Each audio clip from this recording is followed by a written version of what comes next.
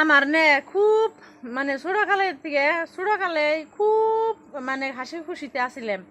বাবা মা এত আদর করছে আমারে, এত সুখ আসাল যে সেই ছোট থাকতে কি আর কমু। খুব হাসি খুশি লাইফ আসাল।